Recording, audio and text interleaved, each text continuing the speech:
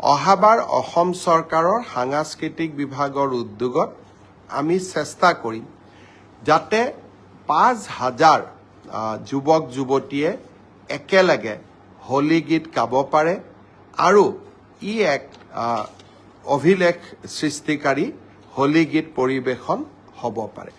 বৰপেটা সত্ৰত সকলোৰে লগত একেলগে দৌল উৎসৱ পালন কৰিলোঁ আৰু বটদ্ৰৱা আমাৰ মহাপুৰুষ শ্ৰীমন্ত শংকৰদেৱৰ জন্মস্থান বটদ্ৰৱা থানলৈ গৈ এইবাৰ দৌল উৎসৱত মই সকলোৰে লগত আনন্দ সহকাৰে ভাগ ল'বলৈ সক্ষম হৈছিলোঁ।